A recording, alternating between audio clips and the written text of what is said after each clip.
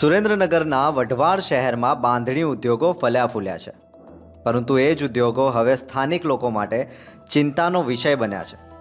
બાંધણીના રંગાટ કામમાં વપરાતા કેમિકલયુક્ત પાણી ગટરોમાં છોડતા માત્ર નદી જ નહીં, લોકોના આરોગ્ય અને ખેતી પર પણ ગંભીર અસર જોવા મળી રહી છે. આ મુદ્દે લોકોએ ઉદ્યોગોને ગામની બહાર ખસેડવાની માંગ કરી છે. વઢવાણમાં અંદાજે 100 જેટલા બાંધણીના કારખાનાઓ આવેલ છે. અહીં તૈયાર થતી બાંધણી સાડી અને પંજાબી ડ્રેસ દેશ વિદેશમાં વખણાય છે અને હજારો લોકોને રોજગાર મળે છે.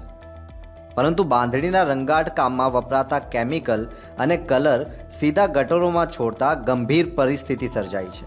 ગટરનું રંગબેરંગી પાણી પીવાના પાણીની લાઈન સાથે ભળતું હોવાથી ઘરોમાં લાલ રંગનું પાણી આવતું જોવા મળે છે, જેના કારણે ચામડીના રોગ ફેલાઈ રહ્યા છે.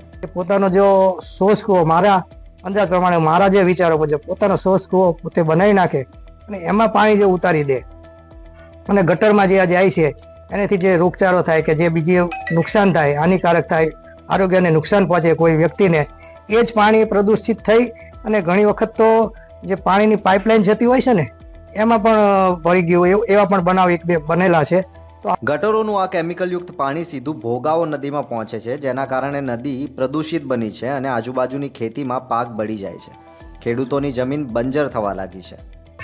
વઢવાણના એસડીએમ દ્વારા વઢવાણમાં જે બાંધણી ઉદ્યોગ ચાલે છે એ ઉદ્યોગકારોને હમણાં નોટિસ આપવામાં આવી છે કે એમનું જે કલરવાળું ને કેમિકલવાળું પાણી હોય એ ગટરોમાં એ છોડે છે ને ગટરનું પાણી ભોગાવા નદીમાં જાય, ત્યાંથી ખેડૂતો વાપરતા હોય તો ખેતીને, પાકને અને જમીનને પણ મોટા પ્રમાણમાં નુકસાન થાય છે. એના કારણે એમને નોટિસ આપી અને એમની વ્યવસ્થા કરવાની સૂચના આપેલી છે. લોકોની માંગને ધ્યાનમાં રાખીને વઢવાણ પ્રાંત અધિકારી મેહુલ ભરવાડે કારખાનેદારોને નોટિસ આપીને 8 દિવસમાં ખુલાસો આપવા જણાવ્યું છે.